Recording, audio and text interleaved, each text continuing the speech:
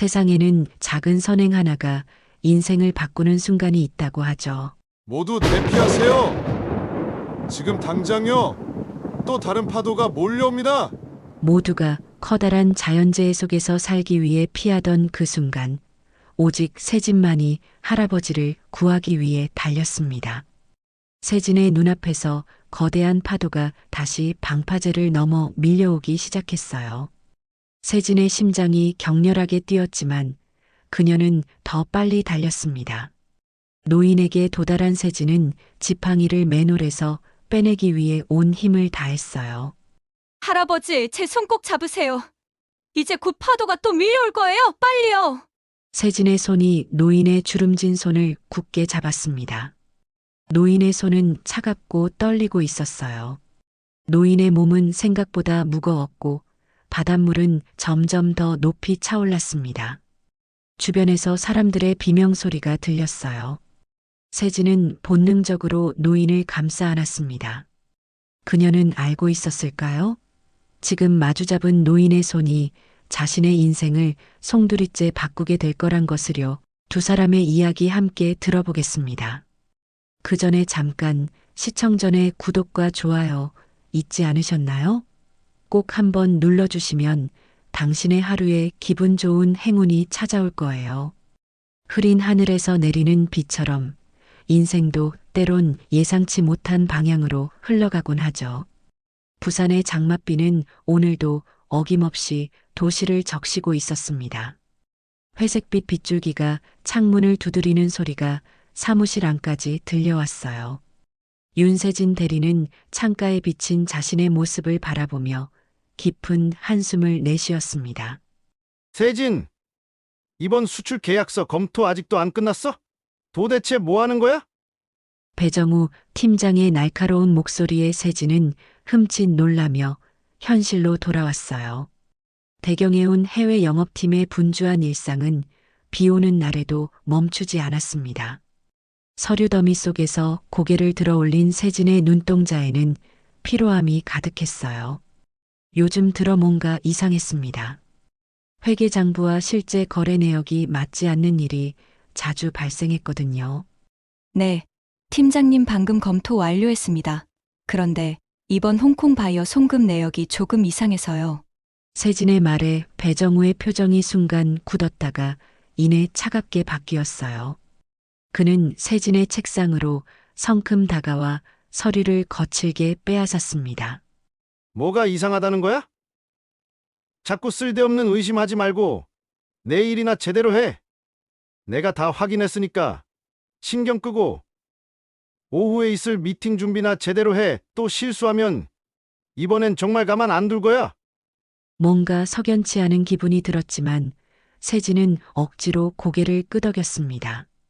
회사에 들어온 지 3년 그동안 성실하게 일해온 그녀였지만 배정우는 늘 그녀를 무시하고 자신의 실수까지 떠넘기곤 했어요. 부산항을 바라보는 대경해온 12층 사무실에서 세진은 늘 바다처럼 넓은 마음으로 참아왔습니다. 그리고 지난주에 내가 지시한 싱가포르 계약건은 어떻게 됐어? 아직도 안 끝났어? 그건 팀장님이 담당하신다고 하셔서. 내가 언제? 아니, 됐어. 어차피 내일까지 끝내야 하니까 오늘 밤새서라도 마무리해. 알았지? 이렇게 또 한 건의 일이 세진의 어깨에 얹혔습니다.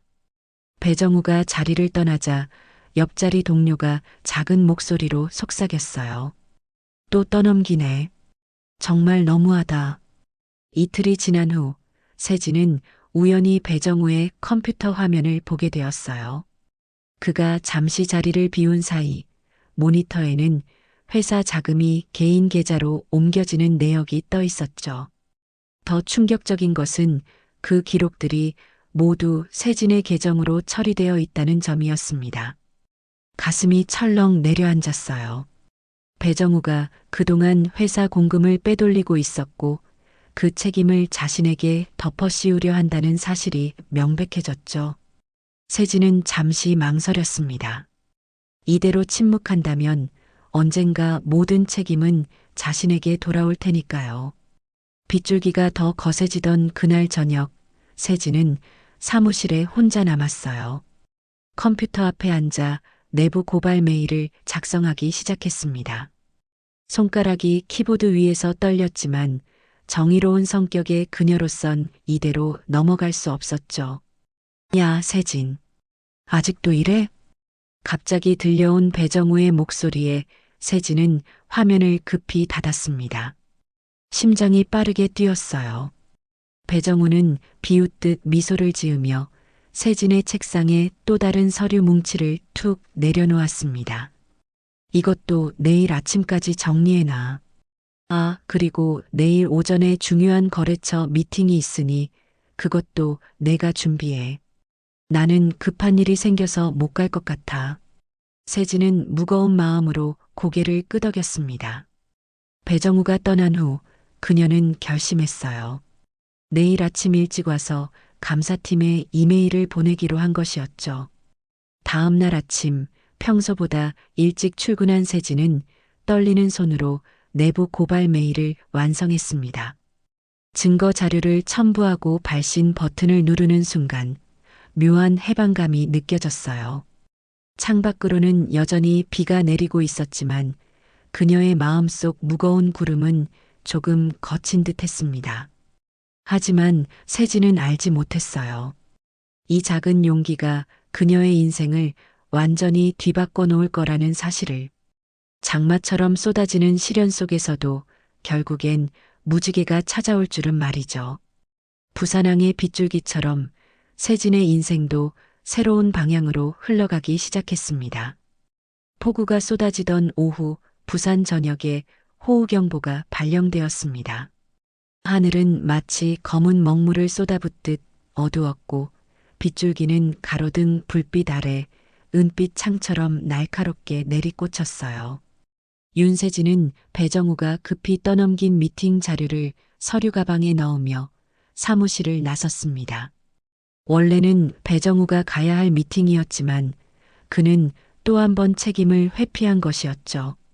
세진 씨, 정말 가요? 지금 기상청에서 경보 발령했어요. 시간당 80mm 이상 폭우래요. 부산항 쪽은 이미 통제됐다던데. 동료의 걱정 어린 목소리에 세진은 씁쓸한 미소를 지었습니다. 선택의 여지가 없었어요. 이 미팅을 놓치면 큰 계약을 놓칠 수도 있었고 그 책임 역시 고스란히 자신에게 돌아올 테니까요. 괜찮아요. 해운대까지 금방이니까 우산 챙겼어요. 하지만 회사 건물을 나서는 순간 세진은 자신의 결정을 후회했습니다. 빗줄기는 상상 이상으로 거세었고 바람은 마치 살아있는 생물처럼 우산을 사정없이 뒤집었어요. 횡단보도의 고인물은 이미 발목을 훌쩍 넘어 종아리까지 차올랐습니다. 휴대폰에서는 끊임없이 재난 문자가 울려댔죠. 부산 지역 해안가 일대 침수 위험. 주민들은 즉시 고지대로 대피하시기 바랍니다. 해운대, 광안리 해변 인근 주민 및 방문객은 즉시 대피하십시오. 세진의 손에 쥔 휴대폰 화면은 빗물에 번져 잘 보이지도 않았습니다. 그녀는 잠시 망설였지만 이미 택시를 잡아 해운대로 향하고 있었어요. 운전기사는 불안한 표정으로 와이퍼를 최대한으로 작동시키고 있었습니다. 아가씨, 정말 해운대로 가야 해요? 방금 뉴스에서 방파제 새 곳이 무너졌다고 해요. 바다가 도로로 넘쳐오고 있대요. 네. 중요한 미팅이 있어서요. 호텔까지만 데려다 주세요. 빗소리가 차 지붕을 두드리는 소리는 마치 거대한 북소리 같았습니다.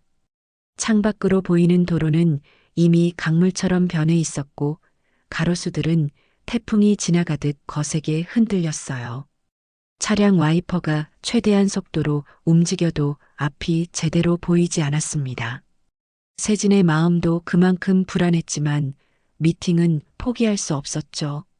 여기까지만 갈게요. 더 이상은 못 가겠어요. 저기 봐요. 도로가 완전히 물에 잠겼어요. 택시기사의 말에 세진은 놀라 주변을 살폈습니다. 아직 호텔까지는 200m 정도 남았지만 앞쪽 도로는 이미 물에 잠겨 차가 지나갈 수 없는 상태였어요. 도로 위로는 갈색 바닷물이 소용돌이치며 흘러넘치고 있었습니다.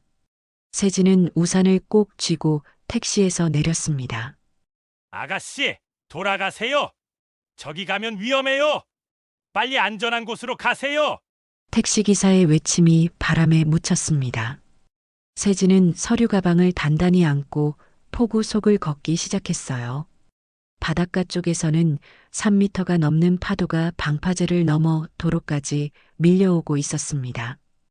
해변 인근 상점들의 유리창은 이미 깨져 있었고 길거리 가판대들은 바람에 날려 여기저기 흩어져 있었어요. 사람들은 모두 비명을 지르며 반대 방향으로 달아나고 있었죠. 모두 대피하세요. 지금 당장 대피하세요. 파도가 넘칩니다. 이것은 훈련이 아닙니다. 확성기를 든 경찰의 다급한 외침이 들렸습니다. 순찰차의 빨간 경광등이 폭우 속에서 번쩍였어요. 주변 상점들은 이미 문을 걸어 잠그고 대피한 상태였습니다. 호텔 직원들도 투숙객들을 안으로 급히 대피시키고 있었어요. 세진은 망설였습니다.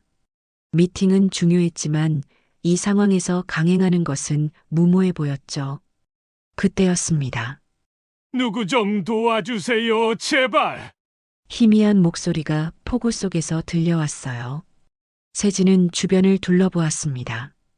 호텔 앞 바닷가 쪽 인도에서 한 노인이 지팡이를 맨홀에 낀 채 위험하게 서 있었어요. 그 주변으로 바닷물이 이미 무릎까지 차올라 있었고 다음 파도가 밀려오면 노인은 휩쓸릴 위험이 있었습니다. 노인 주변으로 몇몇 사람들이 지나가고 있었지만 모두 자신의 안전을 위해 달아나기 바빴어요. 한 젊은 남성이 잠시 노인을 향해 걸음을 옮겼다가 방파제를 넘어오는 또 다른 파도를 보고 급히 방향을 틀었습니다. 다른 여성은 노인을 보고도 고개를 돌린 채 뛰어갔어요. 위험해요. 모두 빨리 대피하세요. 경찰은 계속 외치고 있었지만 그들도 감히 바다 쪽으로 다가가지 못했습니다. 너무 위험했으니까요. 세진은 그 순간 모든 것을 직감적으로 이해했어요. 누구도 자신의 목숨을 걸고 노인을 구하러 가지 않을 것이라는 사실을. 이건 자살 행위나 다름없었습니다. 할아버지, 거기서 움직이지 마세요. 제가 가겠습니다. 세진은 망설임 없이 노인을 향해 달려갔어요. 우산은 이미 바람에 날아가 버렸고 서류 가방도 어느새 젖어 있었지만 상관없었습니다. 차가운 바닷물이 그녀의 다리를 적셨지만 세진은 계속 앞으로 나아갔어요. 바닷물은 소금기로 피부를 따갑게 했고 떠내려오는 나뭇가지와 쓰레기들이 그녀의 다리를 핥히었습니다. 미쳤어요? 돌아오세요. 당장 돌아오라고요. 누군가의 외침이 들렸지만 세진은 이미 결심한 후였습니다. 빗방울이 그녀의 얼굴을 때렸고 바람은 몸을 휘청거리게 했어요. 발밑은 미끄럽고 불안정했지만 세진은 한 걸음 한 걸음 노인에게 다가갔습니다. 모두 대피하세요. 지금 당장요. 또 다른 파도가 몰려옵니다. 경찰의 외침이 더 간절해졌습니다. 세진의 눈앞에서 거대한 파도가 다시 방파제를 넘어 밀려오기 시작했어요. 바닷물이 하늘을 가릴 듯 높이 솟구쳤습니다. 세진의 심장이 격렬하게 뛰었지만 그녀는 더 빨리 달렸습니다.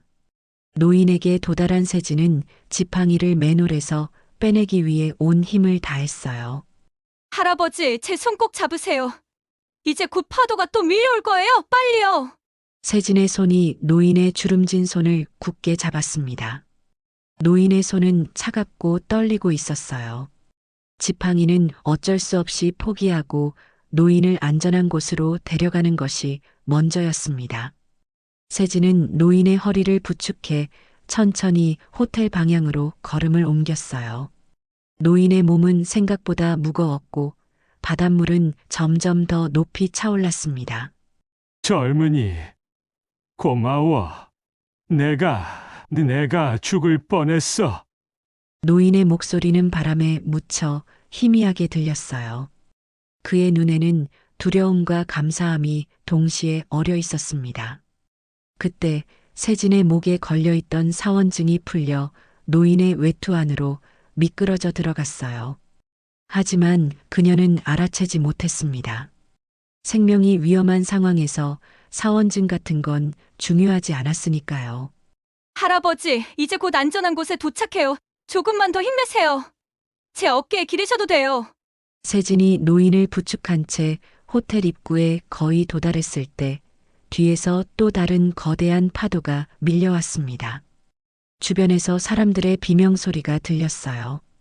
세진은 본능적으로 노인을 감싸 안았습니다. 차가운 바닷물이 그들의 몸을 덮쳤고 세진은 순간 숨이 막혀 정신이 아득해졌어요. 물살이 너무 강해 두 사람 모두 쓰러질 뻔했지만 다행히 호텔 직원들이 달려와 두 사람을 안으로 끌어당겼습니다. 괜찮으세요? 의식은 있으신가요? 119 불러야 하나요? 호텔 직원의 다급한 질문에 세진은 간신히 고개를 끄덕였어요. 그녀의 옆에서 노인도 천천히 정신을 차리고 있었습니다. 세진의 온몸은 바닷물에 젖어 떨리고 있었고 입에서는 짠맛이 느껴졌어요.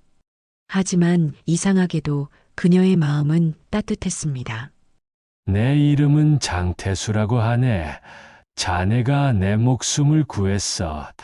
자네, 이름은 어떻게 되나? 노인이 떨리는 목소리로 물었지만 세진은 시계를 확인하고 화들짝 놀랐습니다. 미팅 시간이 이미 지나고 있었어요. 죄송해요. 할아버지, 저 급한 약속이 있어서요. 직원분들이 잘 도와주실 거예요. 정말 괜찮으신가요? 노인은 고개를 끄덕였고 세진은 허겁지겁 호텔 안으로 달려갔습니다. 그녀의 머리카락에서는 여전히 바닷물이 뚝뚝 떨어지고 있었지만 지금은 그런 것을 신경 쓸 여유가 없었어요. 그녀는 알지 못했습니다. 그날의 만남이 자신의 인생을 완전히 바꿔놓을 것이라는 사실을, 그리고 자신의 사원증이 노인의 외투 안에 들어갔다는 것도 말이죠. 운명은 때로 폭풍우처럼 예고 없이 찾아오는 법입니다. 그리고 그 폭풍 속에서 누구도 감히 하지 못한 선택을 한 사람에게 때론 기적 같은 변화를 가져다 주기도 하죠. 폭우 속 사건이 있었던 그날 이후 세진은 결국 미팅에 늦었습니다. 젖은 옷과 흐트러진 모습으로 도착한 그녀에게 거래처 담당자는 차가운 시선을 보냈어요. 미팅은 최악이었죠. 다음 날 아침 세진은 무거운 마음으로 사무실에 출근했습니다. 배정우는 이미 그녀의 실패를 두고 비웃고 있었어요. 세진 씨, 이렇게 중요한 미팅을 망치다니. 내가 얼마나 실망했는지 알아요? 거래처에서 전화 왔더라고. 우리 회사 이미지가 땅에 떨어졌대요. 세진은 입술을 깨물었습니다. 목숨을 걸고 노인을 구했던 일을 말해봤자 변명으로만 들릴 뿐이었죠. 대신 그녀는 차분히 컴퓨터를 켜고 메일함을 열었어요. 어제 보낸 내부 고발 메일에 대한 감사팀의 회신이 와 있었습니다. 윤세진 대리님, 제보 감사합니다. 오늘 오후 2시에 감사팀 사무실로 방문해 주시기 바랍니다. 세진의 심장이 빠르게 뛰었어요.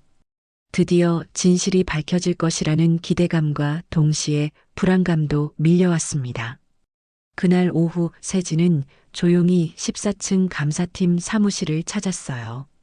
그곳에서 그녀를 기다리고 있던 것은 차가운 표정의 감사팀장과 의외로 배정우였습니다. 앉으세요, 윤대리. 감사팀장의 목소리는 냉랭했어요.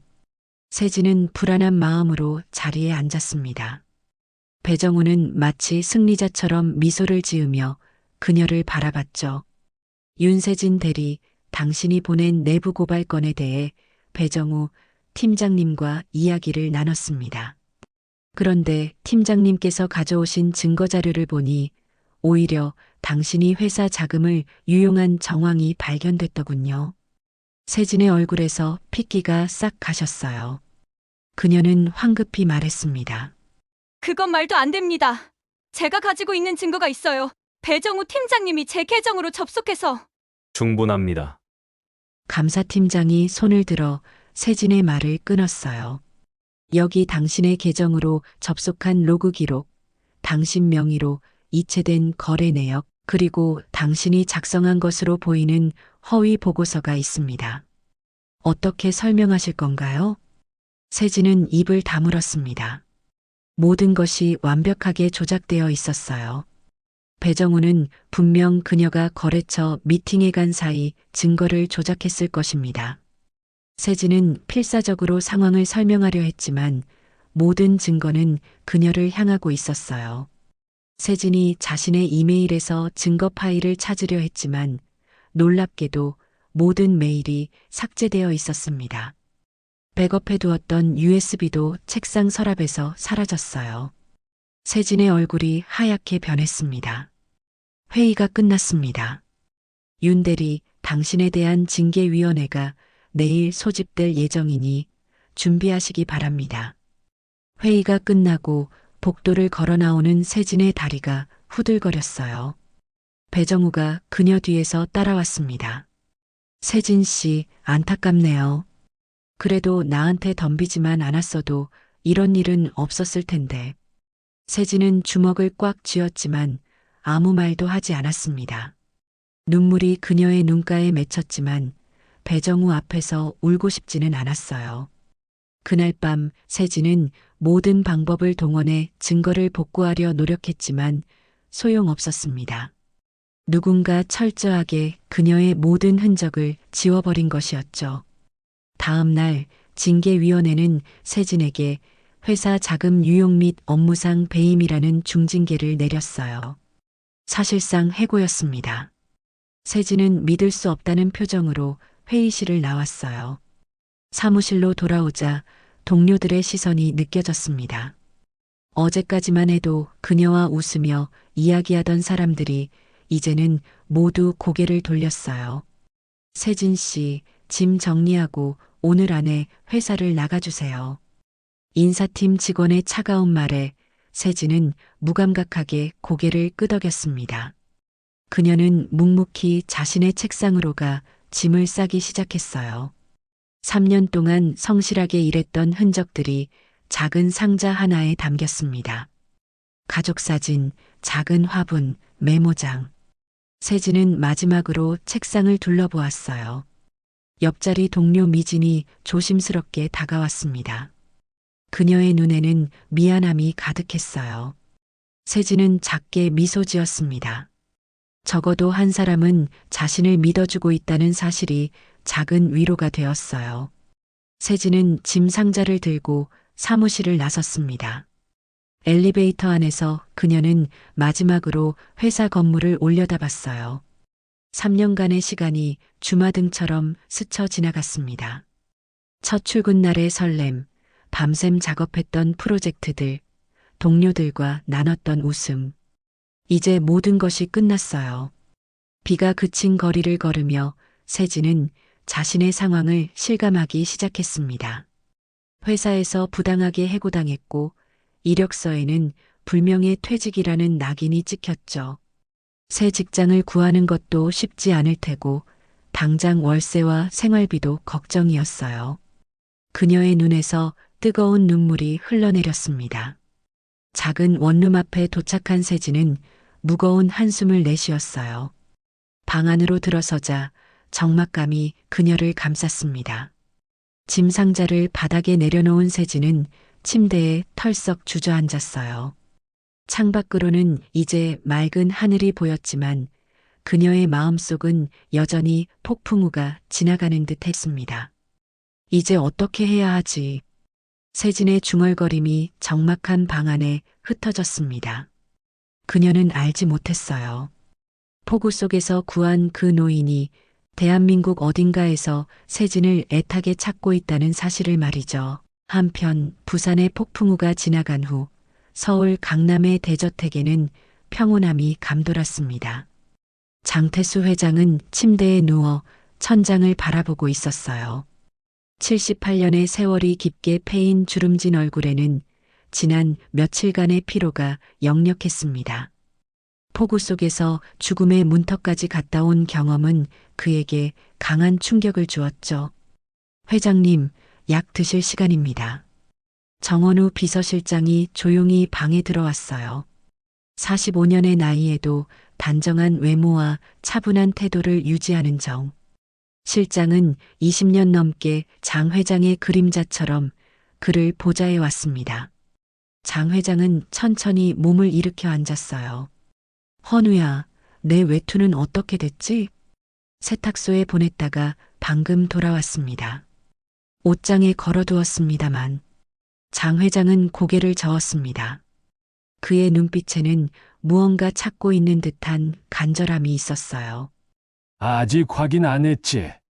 그날 바닷가에서 그 젊은 여성이 나를 구해줬을 때 뭔가가 내 외투 안으로 들어간 것 같았어. 한번 찾아봐 주게. 정 실장은 고개를 끄덕이며 방을 나섰습니다.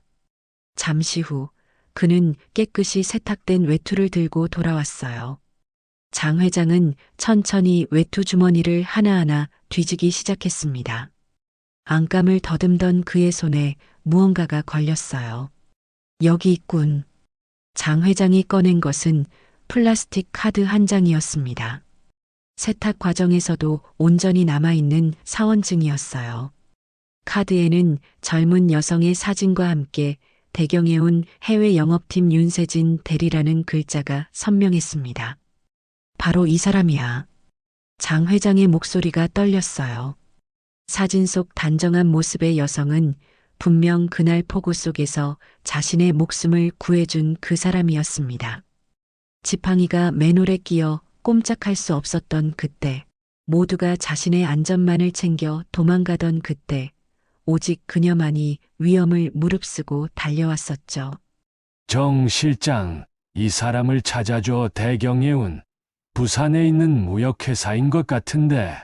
정 실장은 사원증을 받아들고 잠시 살펴보았습니다.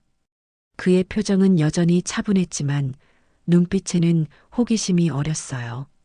네, 회장님. 바로 알아보겠습니다. 장 회장은 다시 창밖을 바라보았습니다. 서울의 하늘은 맑았지만 그의 마음속에는 여전히 그날의 폭풍우가 생생했어요. 차가운 바닷물이 목까지 차올랐을 때의 공포, 그리고 홀로 다가와 자신의 손을 잡아준 그 여성의 용기. 평생 무수한 사람들을 만나왔지만 그런 헌신을 보여준 이는 드물었습니다. 그날이 아내의 기일이었지. 장 회장은 중얼거렸어요. 아내가 생전에 가장 사랑했던 부산 바다에 마지막 인사를 전하려 했던 그날, 그는 오히려 자신의 목숨을 위협받았죠.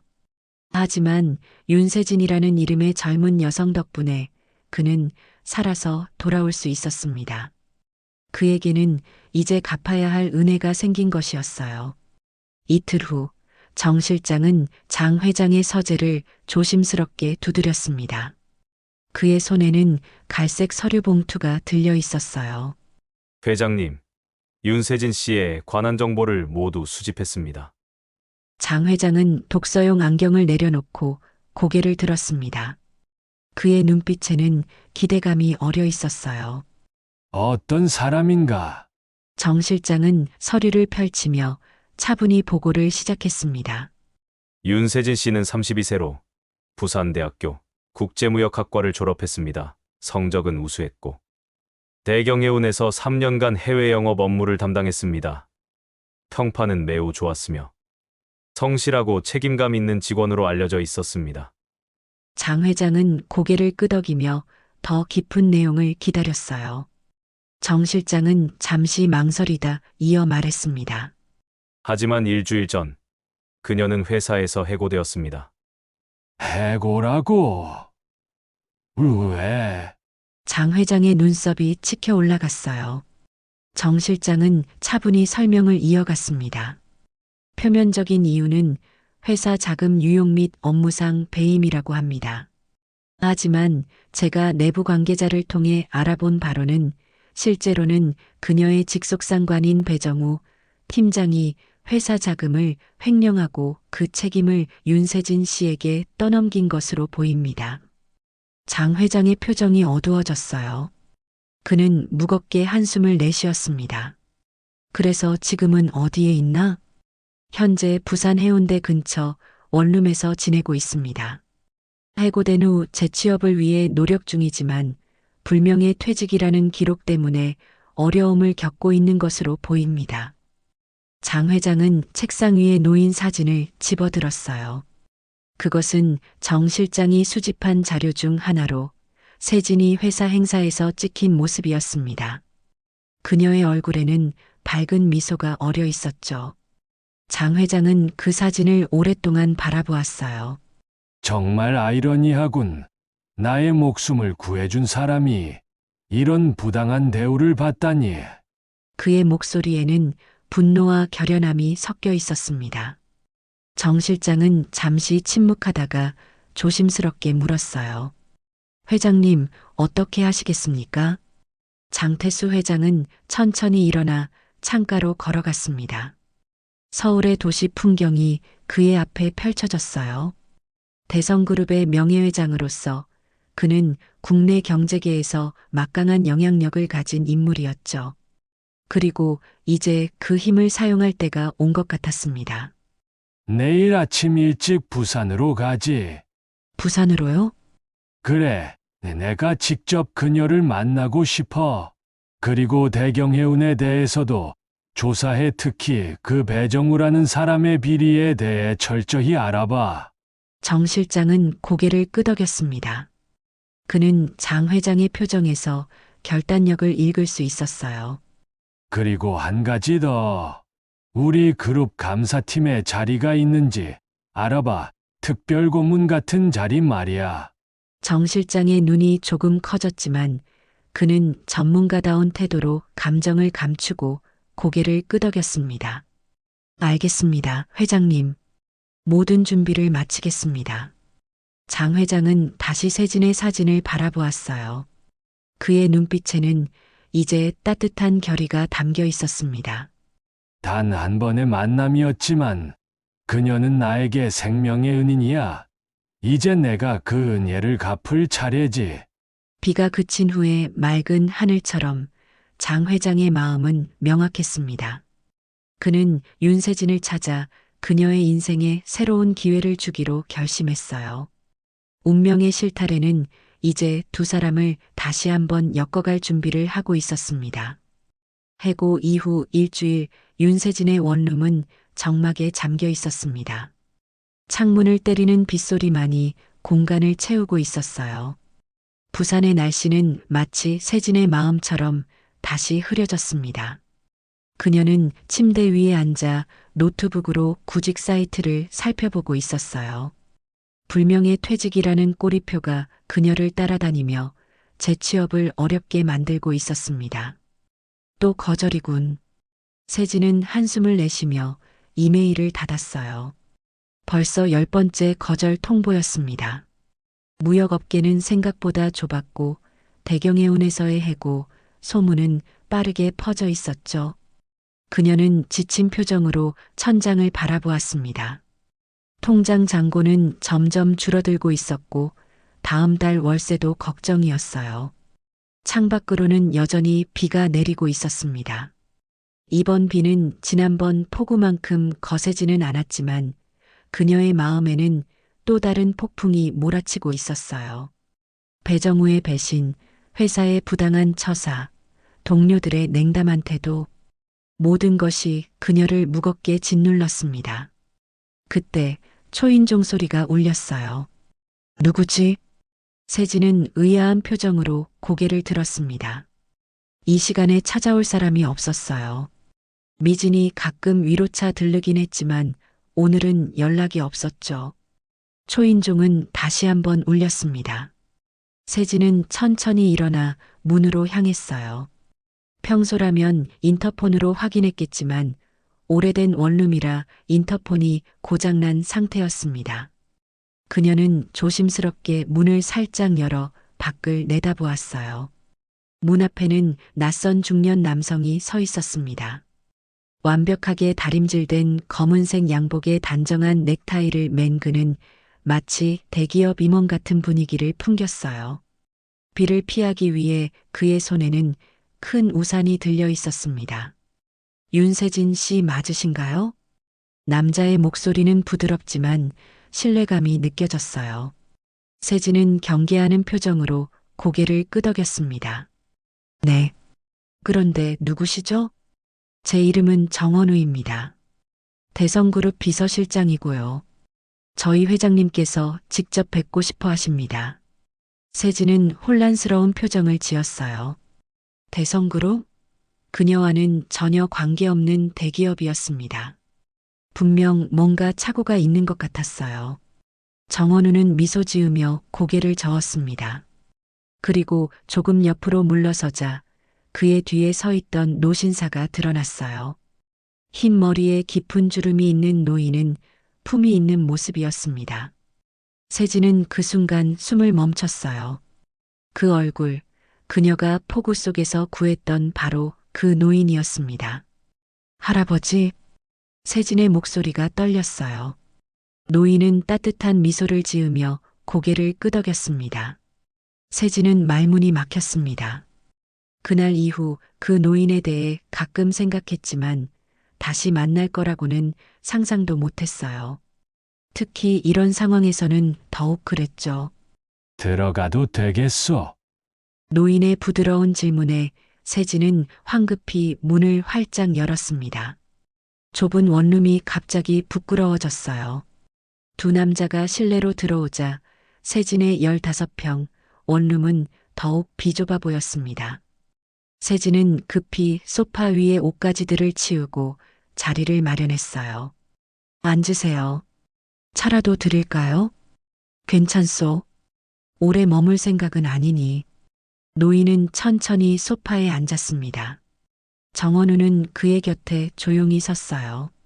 세진은 어색하게 그들 앞에 앉았습니다. 그녀의 마음은 혼란스러웠어요. 이 노인이 왜 자신을 찾아온 것일까? 그리고 대성그룹이라니? 제가 누군지 아시겠소? 노인이 조용히 물었습니다. 세진은 솔직하게 대답했어요. 그날 바닷가에서 배웠던 할아버지시죠. 지팡이가 맨홀에 끼셨던. 노인은 미소 지었습니다. 그의 눈빛에는 따스함이 어려 있었어요. 내 이름은 장태수요. 대성그룹의 명예회장이지. 세진의 눈이 커졌습니다. 대성그룹? 국내 10대 재벌 중 하나인 그 대성그룹의 회장이라고? 그녀는 뉴스에서 본 적 있는 이름이었지만 직접 만날이라고는 상상도 못했어요. 장 회장은 천천히 손을 주머니에 넣어 무언가를 꺼냈습니다. 그것은 세진의 사원증이었어요. 그녀는 놀란 표정으로 사원증을 바라보았습니다. 해고된 후 사원증이 어디로 갔는지 몰랐는데 이렇게 다시 보게 될 줄은 생각도 못했죠. 그날 당신이 내 목숨을 구했습니다. 근데 나보다 더 위험했던 사람은 당신이었군요. 장 회장의 목소리는 감정이 가득했어요. 세진은 고개를 들어 그의 눈을 바라보았습니다. 거기에는 진심 어린 감사와 함께 무언가 결연한 의지가 담겨 있었어요. 제가 뭘 했다고. 그냥 당연히 해야 할 일을 했을 뿐인데요. 세진의 목소리는 작았습니다. 장 회장은 고개를 저었어요. 아니요, 당신이 한 일은 결코 당연한 게 아니었소. 그날 수십 명의 사람들이 나를 보고도 지나쳤어요. 목숨을 걸고 나를 구한 건 당신뿐이었소. 세진은 말을 잇지 못했습니다. 그녀의 눈가에 눈물이 맺혔어요. 지난 일주일 동안 쌓인 상처와 절망이 한꺼번에 밀려오는 듯 했습니다. 장 회장은 세진을 진지하게 바라보았습니다. 그의 눈빛은 깊고 따뜻했어요. 정 실장이 조사한 바에 따르면 당신은 부당하게 해고당했다고 하더군요. 회사 자금 유용? 그건 당신이 할 일이 아니라는 걸 나는 알 수 있어. 장 회장의 말에 세진은 놀란 표정을 지었습니다. 그가 어떻게 그 일까지 알고 있는 거지? 세진의 눈에서 눈물이 흘러내렸습니다. 오랜만에 누군가 자신을 믿어주는 말을 들은 것이었어요. 그녀는 급히 눈물을 닦았습니다. 이제 괜찮소? 내가 모든 걸 바로잡으러 왔으니. 장 회장의 단호한 목소리에 세진은 고개를 들었습니다. 빗소리는 여전히 창문을 두드리고 있었지만 그녀의 마음속 폭풍은 조금씩 잦아들기 시작했어요. 인생의 가장 어두운 순간에 예상치 못한 곳에서 빛이 찾아온 것이었습니다. 부산의 비는 여전히 내리고 있었지만 세진의 작은 원룸에는 묘한 긴장감이 감돌고 있었습니다. 장태수 회장이 직접 찾아온 것이 믿기지 않았어요. 그녀는 자신의 초라한 모습이 부끄러웠지만 장 회장의 따뜻한 눈빛에서 위로를 받는 듯 했습니다. 장 회장은 차분히 자신의 이야기를 풀어나갔습니다. 그날 폭우 속에 바닷가에 있었던 이유가 아내의 오죽이 기일이었다는 사실, 그리고 아내가 평생 부산 바다를 얼마나 사랑했는지를 말이죠.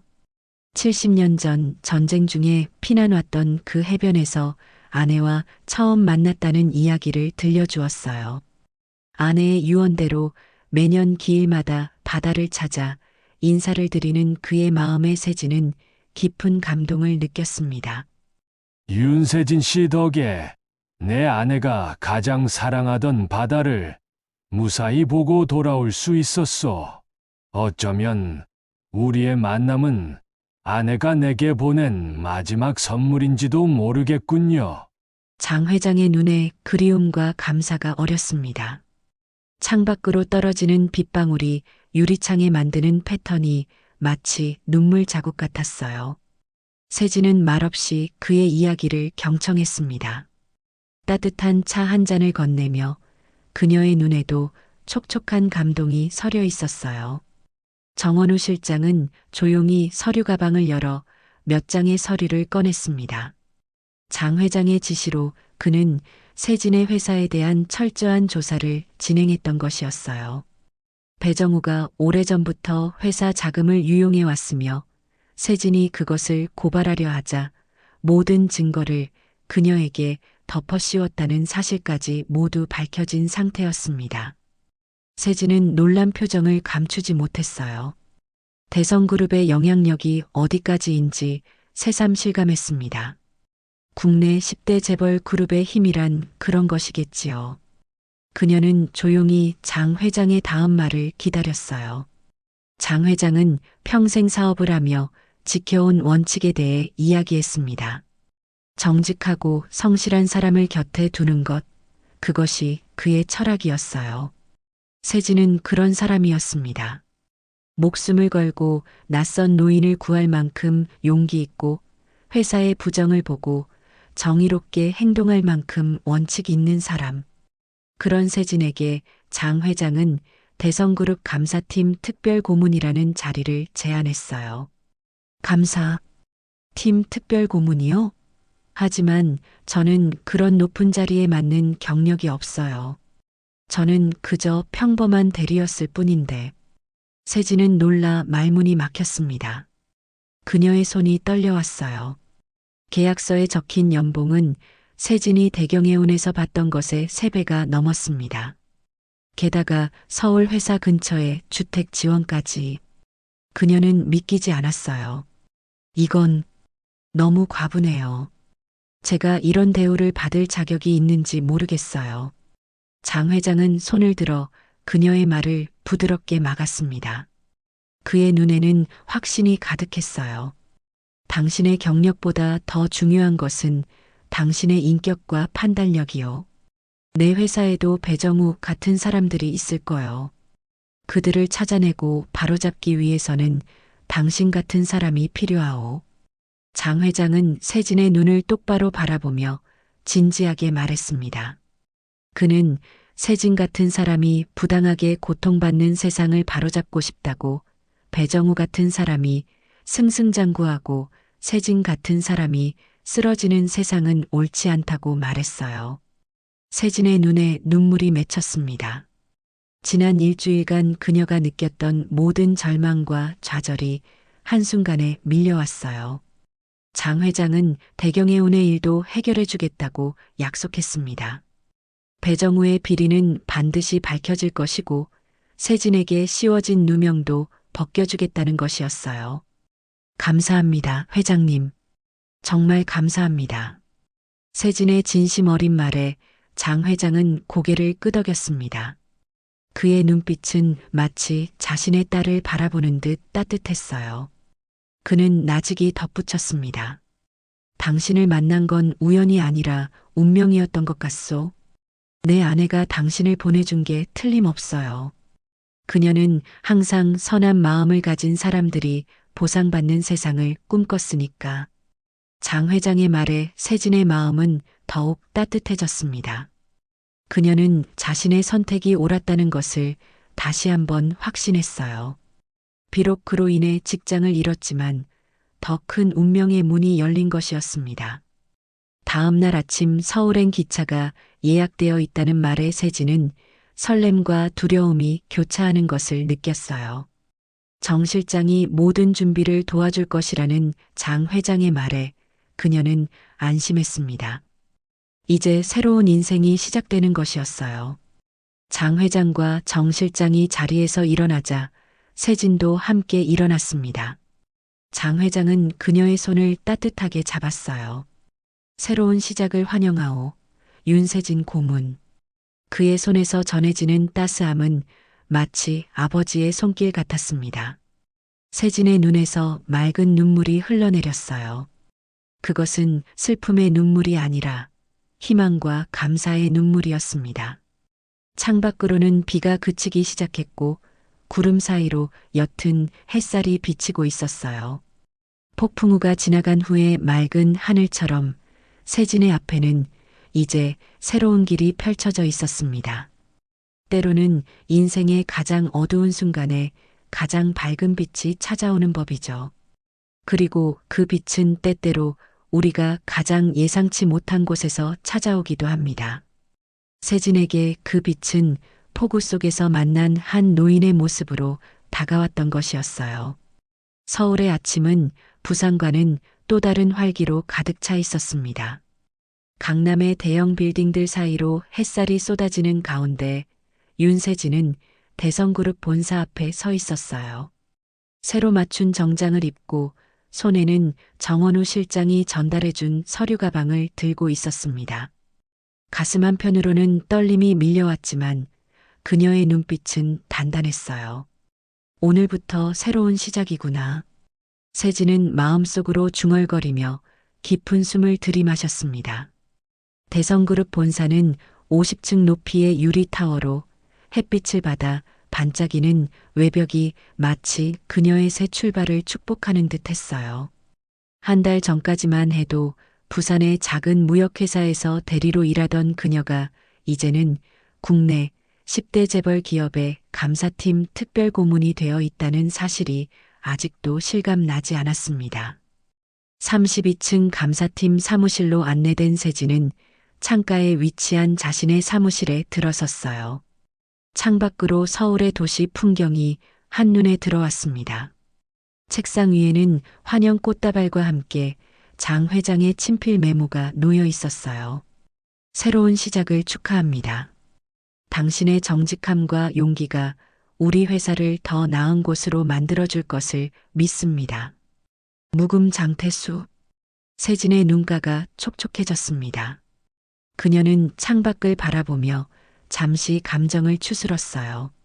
첫 미팅에서 세진은 솔직하고 겸손한 인사로 직원들의 마음을 열기 시작했습니다. 해운업계에서의 실무 경험과 비리 유형에 대한 지식을 나누며 그녀는 점차 직원들의 관심을 끌기 시작했어요. 세진은 매일 일찍 출근하여 늦게까지 회사에 남았습니다. 대성그룹의 모든 자회사와 계열사의 재무 상태와 업무 프로세스를 철저히 공부했어요. 특히 해운 관련 계열사인 대성해운의 자료를 꼼꼼히 살펴보았습니다. 2주 후 세진은 대성해운의 재무제표에서 싱가포르 법인으로 흘러가는 불규칙적인 자금 흐름을 발견했어요. 감사팀은 이를 바탕으로 조사를 시작했고 해운사업부 부사장의 장기 횡령 사실을 밝혀냈습니다. 이 성과로 세진은 직원들 사이에서 신뢰를 얻기 시작했어요. 처음에는 회장님의 은인이라는 소문 때문에 거리감을 두었던 직원들도 이제는 그녀의 실력을 인정하게 되었습니다. 특히 젊은 직원들은 세진을 롤모델로 여기며 자주 조언을 구했어요. 3개월 후 장 회장이 세진을 사무실로 불렀습니다. 그는 그녀가 회사에 가져온 긍정적인 변화에 감사를 표했어요. 또한 대경해운의 일도 해결되어 배정우가 해고되고 세진의 혐의는 완전히 벗겨졌다는 소식을 전했습니다. 세진의 인생은 완전히 새로운 방향으로 전환되었어요. 더 이상 그녀는 부당하게 해고된 희생자가 아니라 존경받는 전문가로 자리매김하게 되었습니다. 부산의 바다가 그리울 때도 있었지만 이제 서울은 그녀에게 새로운 고향이 되어가고 있었어요.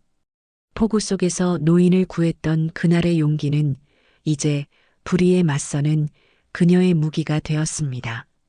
때로는 인생의 가장 어려운 순간이 우리를 가장 강하게 만드는 법이에요. 세진의 경우가 바로 그러했습니다. 따스한 봄볕이 부산 바다를 비추는 오후, 장태수 회장은 정원우 비서실장과 함께 해운대 해변을 찾았습니다. 1년 전 폭우가 쏟아지던 그날과는 달리 오늘의 바다는 잔잔하고 평화로웠어요. 흰 파도가 모래사장에 부드럽게 밀려왔다 물러가기를 반복하며 잔잔한 음악을 연주하는 듯 했습니다. 장 회장의 걸음은 1년 전보다 더 느려졌지만 그의 눈빛은 여전히 맑고 깊었어요. 그는 바다를 향해 천천히 걸었습니다.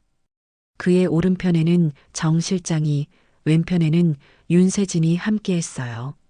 세진의 얼굴에는 서울 생활의 긴장감 대신 고향 바다를 마주한 편안함이 어려 있었습니다. 1년이 벌써 지났군요. 장 회장의 나직한 목소리가 바다 소리에 섞여 흘러갔어요. 세진은 고개를 끄덕였습니다. 그녀의 머릿속에는 1년 전의 기억이 생생하게 되살아났어요. 폭우 속에서 지팡이를 맨홀에 낀 채 위험에 처했던 노인, 그리고 그 만남이 그녀의 인생을 완전히 바꿔놓았던 순간들. 방파제 근처에 도착한 그들은 발걸음을 멈추었습니다. 장 회장은 지팡이에 의지한 채 먼 바다를 바라보았어요.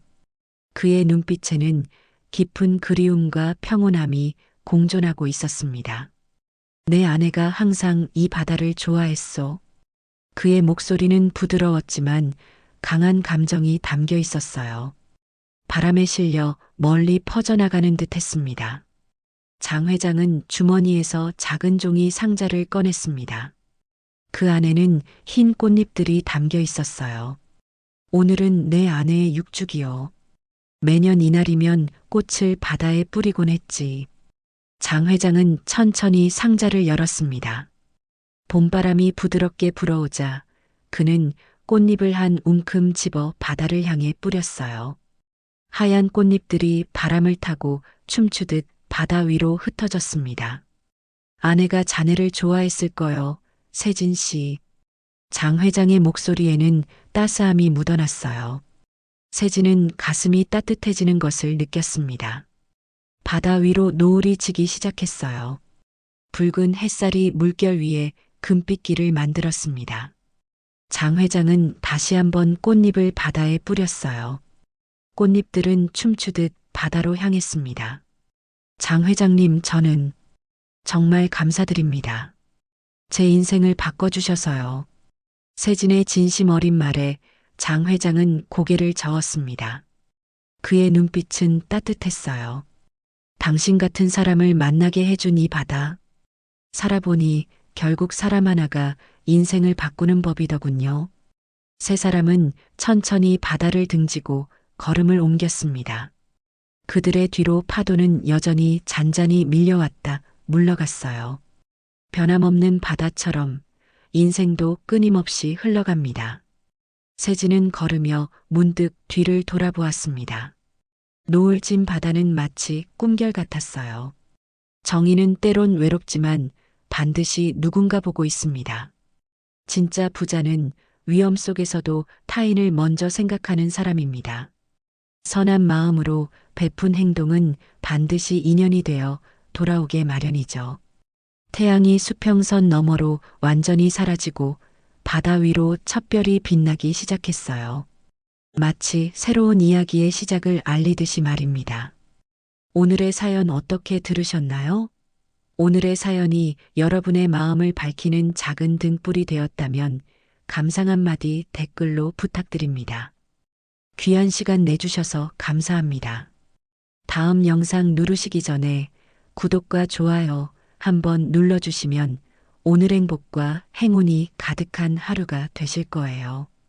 오늘도 사연이 빛에 들러주셔서 감사합니다.